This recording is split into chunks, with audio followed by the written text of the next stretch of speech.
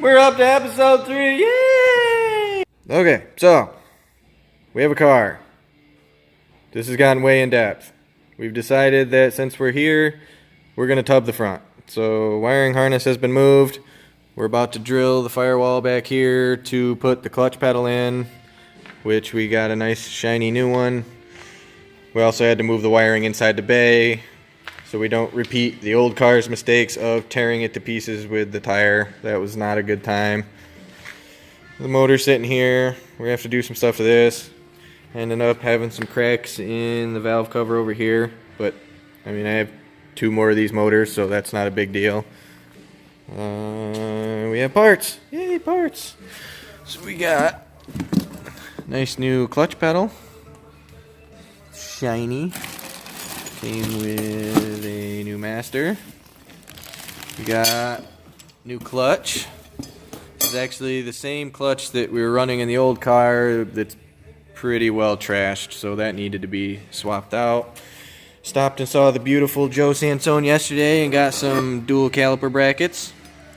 I gotta figure out what we're gonna do for a handle for these yet, but that's gonna be awesome. No more inline hydro.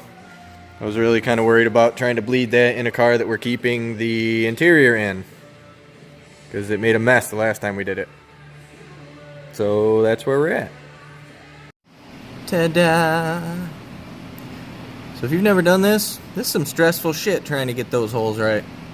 But this side's in. You're gonna clean up a little bit and then start kind of figuring out the clutch pedal on the inside. We had to get this done before we start chopping in here so we can figure out where we're cutting and how we're going to piece it back together afterwards. So that's the clutch master in place. So now that we know it fits, trying to clean the hole up a little bit, I gotta say, this hole right here, so convenient. Oh, that's so nice. Oh yeah, get some. Now we've got the hole all cleaned up. That's basically where everything is going to sit. We can start figuring out how we're going to cut and then how we're going to build back in the fender on this side. We got the wiring harness out on this side, so I think we're getting pretty close to taking the saw to this thing. Excited.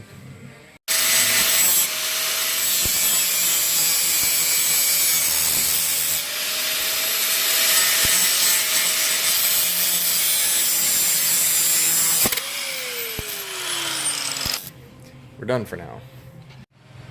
And here's the finished product for now.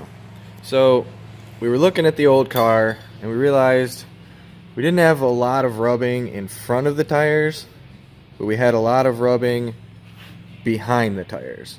So we're also getting very close to the first event at Evergreen and there's still a lot to be done, so we decided we were going to make some room behind the tires and we will worry about the front later. We can get to the front with the motor in. It's not so bad, but getting to the back with the motor in would not be fun.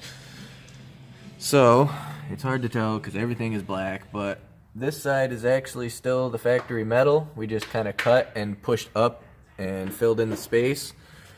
We didn't make a whole new thing. Going around the brake booster and all that fun stuff would have taken a lot more work than this, so it works. It's not bad.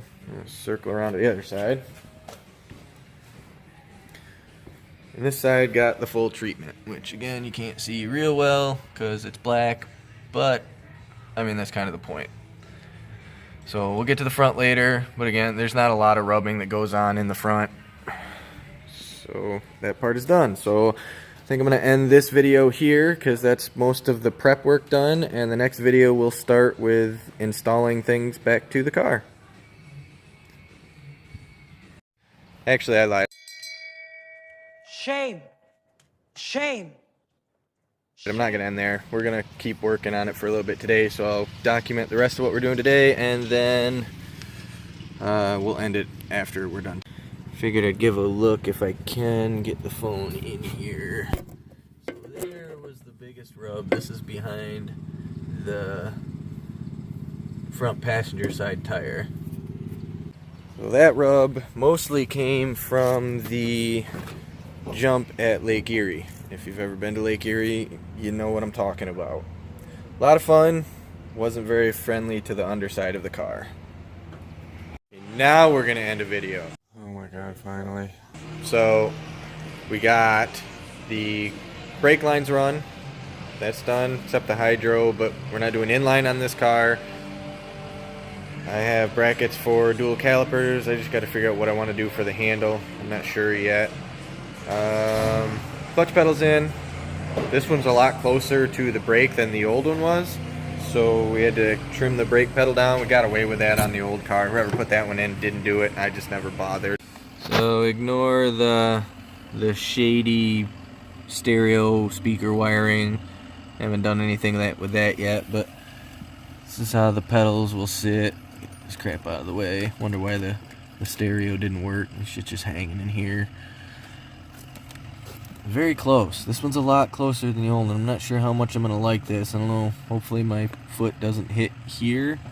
May end up taking just the pedal itself off the old bracket in the old car to put in here because it was over here. So we'll see how it works out once we can actually test it out. The pedal's not hooked to the bracket just yet. We have to adjust this. But we still got to bleed the brakes to get that pedal to sit right where it's going to sit. Then we'll get this adjusted up and we'll try it out. We'll see how that goes. But made good progress tonight. Like I said, the brake lines are all run. It's there. Across the back there. Still have to run a clutch line. But we need to get the tranny in place so we know where everything's going to sit first. So that's where we're going to end this video. Push the car outside so Tim can finally have his bay for the first time in like a week. And then next time we'll be looking at putting a motor in this thing, I think. Get the wiring back in place. See you then.